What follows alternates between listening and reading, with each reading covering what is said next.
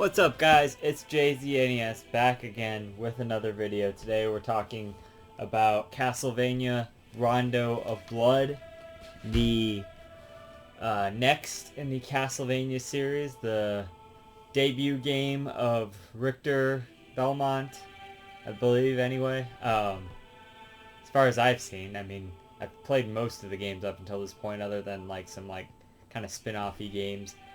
There was also Dracula X, Castlevania Dracula X or something like that on the Super Nintendo, which was like a sort of a botched port of this game. You know, I never really played it. I've seen people play it. Like I watched, I think the Game Grumps play it back in the day, if I'm thinking of the right game. And a lot of those elements that I remember from that game kind of translated over here.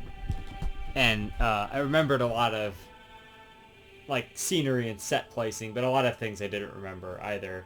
And as far as I remember, the final boss is pretty different because it's like a thing where there's like very small platforms to stand on kind of thing. So maybe it is a different kind of game. And I'm not really gonna jump into it or play it anytime soon. It seemed fairly similar, so you know, I'm good. You know, I'm probably just, next time I come back to Castlevania, I'm gonna probably go for Symphony of the Night there. So, but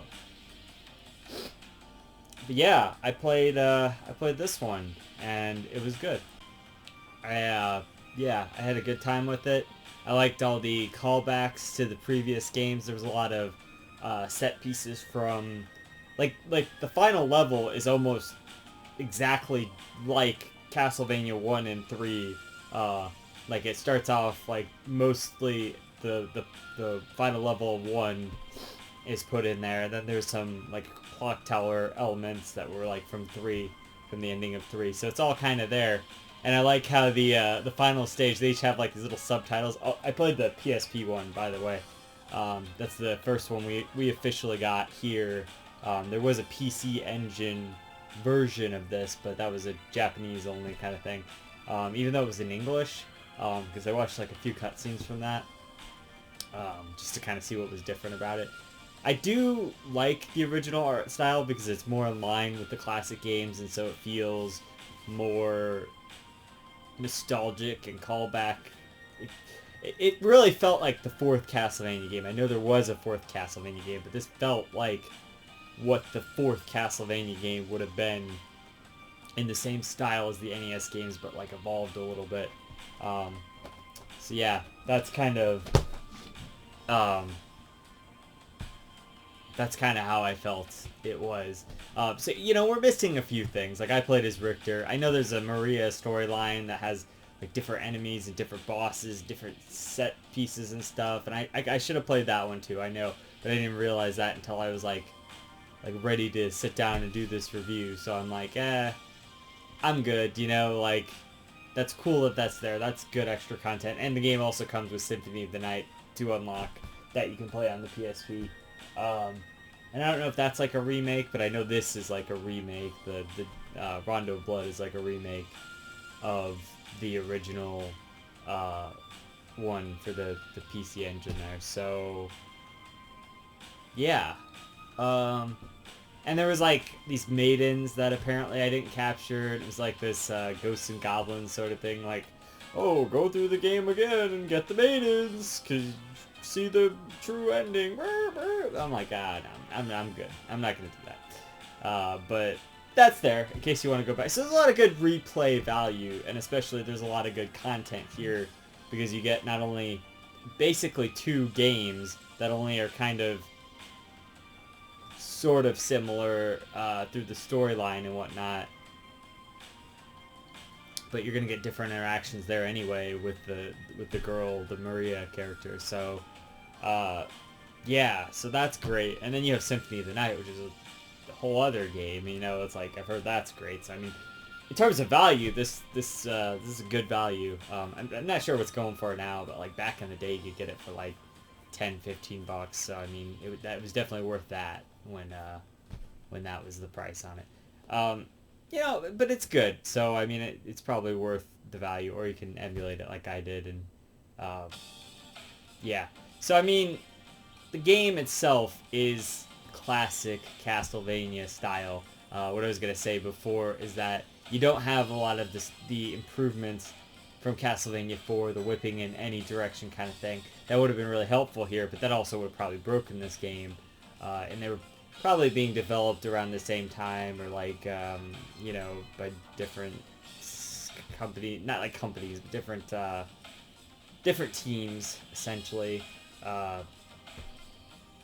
You know, so they feel a little bit different. One feels more like a classic Castlevania game, where the other feels like the Super Nintendo, like, version of what Castlevania can be reinterpreted as, you know, kind of thing. So it really comes down to preference. I mean, then there's Bloodlines too. I was gonna say the final chapter is actually called Bloodlines, which I thought was a good reference to that game as well, which was cool.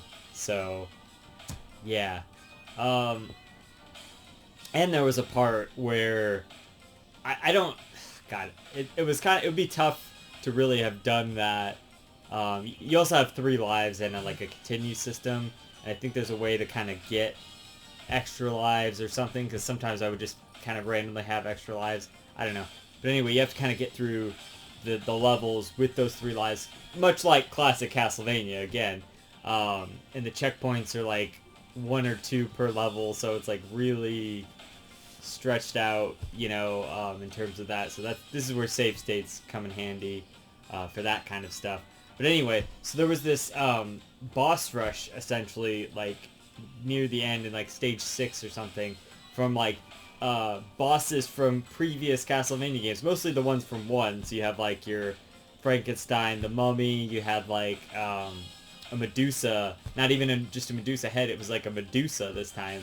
It was, like, all of the bosses from the first game, and that was really awesome. And right before that was the fight with Death, so it's like you pretty much have all of the bosses there. And even the Dracula boss in this game is essentially just the Dracula boss from the first game. So, I mean, that can be kind of disappointing to some people, but, like, to me it was pretty cool. This is a good callback to that, and, yeah, everyone says that, like, 4 is meant to be, like, a remake of the first one. I feel like, if anything, this game was meant to be, like, a remake of the first one, or at least use a lot of the series tropes to its advantage, to kind of have a nostalgic callback to those older games. And on top of that, all the music for like the first 3 or 4 stages is like all the very iconic Castlevania music. So like Vampire Killer, Tears of Blood, or is that what it's called? Tears of Blood, or Bloody Tears, that's what it is, from the second game. And they have like some songs from the third game and stuff too. It's like, it's all there. And then like the last few are kind of like more original sort of tracks, but yeah, the remixes in this are like super good.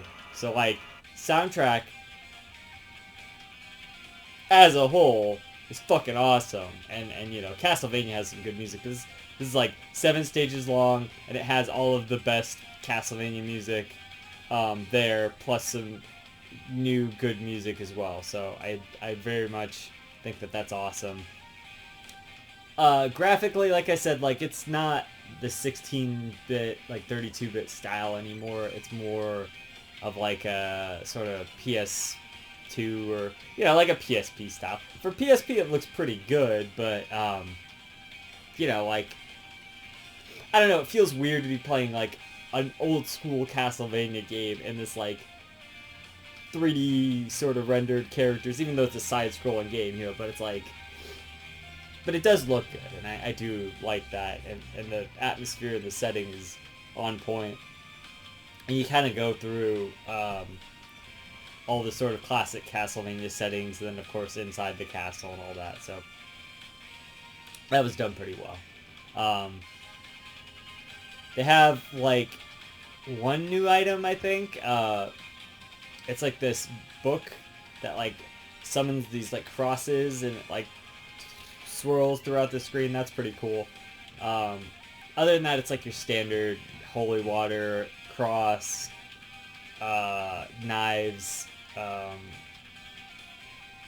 kind of thing, you know. I did see when the guy was fighting Dracula in the Rondo Blood version, there was like some way to used the cross in a different way that kind of was similar to the book, so maybe they just kind of made them two separate items. I don't know, but yeah, the axe too, that one's in there, you know, of course, it's a classic one. I still would really like a Castlevania game where you could just kind of switch between them and kind of choose for yourself. That'd be really cool. I know that would be maybe a little overpowered, but I don't think we'll ever get that anyway. But you know, that would be neat. Kind of like that the Wily Wars, where you have those levels where you can take from all of the Mega Man classic games, like the power-ups, or from the first 3 or whatever it was. Yeah, it was the first 3. And you can choose like any of the power-ups and take them with you. That, like, something like that for Castlevania. But and I'm sure there's like a fan mod out there or something. That would have been pretty cool. But you know, no, it's just kind of the standard stuff. And yeah, so like the whip feels like the old school Castlevania whip, like a little bit better than that. But like, it's like when you go from like playing Super Metroid and stuff to like the older Metroids, where you can only shoot like straight in front of you and behind you and shit, and you're just like, man, I kind of miss like shooting up and like to the side, or like to, you know, diagonally down while I'm jumping and shit. Like, yeah. So if I give anything to Castlevania 4, that's something that we can give it. Oh, man. I used to listen to these like all the time. The quality of these are so good. Let's turn that up. That's some fucking good shit right there. Listen to that.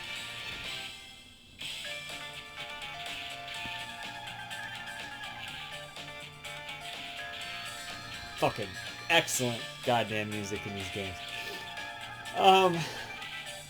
So yeah, I mean, like, everything was pretty good. I liked the bosses and the levels and all that.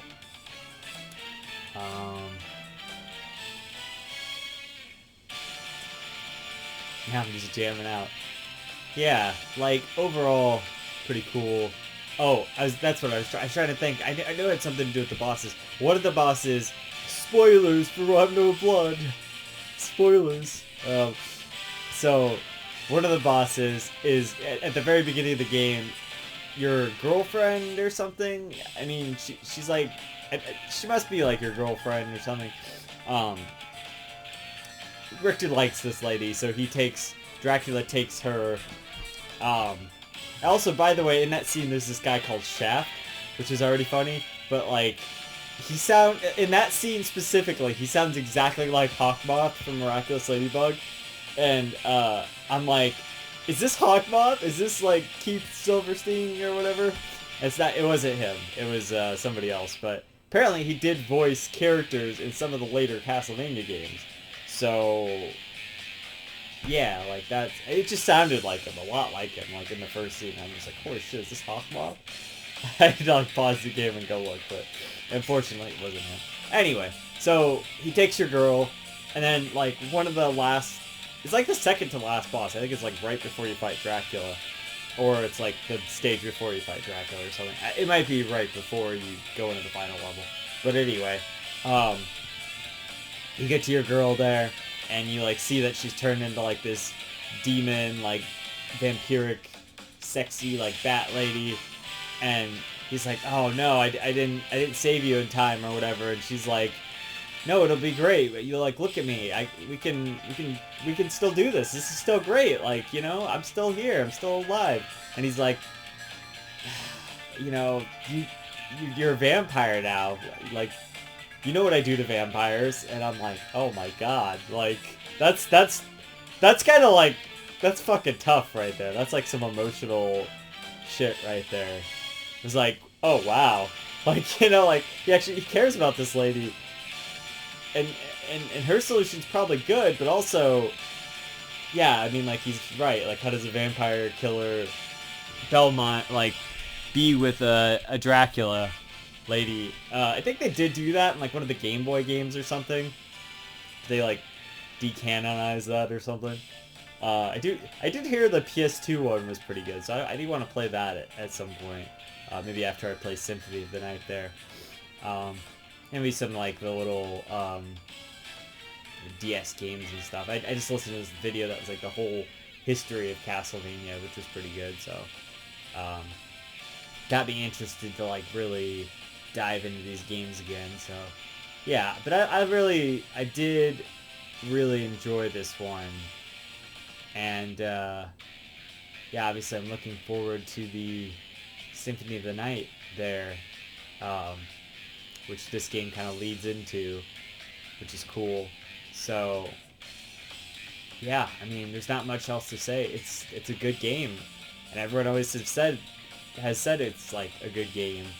And they've got all the classic Castlevania elements here, and I beat it like just in a morning. Like, it took me like 3 or 4 hours to kind of do. So that's nice. You know, so much like Bloodlines, like I liked this game and I thought that was pretty good. So I mean, do I have any criticisms? I suppose like the whip, not being able to whip in all directions, that's maybe like a criticism.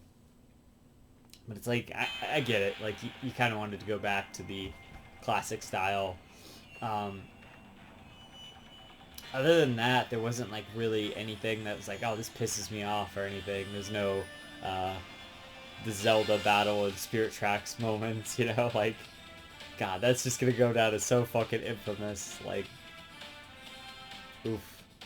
But it was a good game, if you watched my Spirit Tracks review. Anyway, I like this game. I'm gonna give it a 8.7 out of 10. So, yeah. Pretty solid, great, old school Castlevania game there. So, until next time, this has been JZNES saying keep it classic. Stick around for more reviews, underrated games, and I'll see you guys in the next one. JZ out.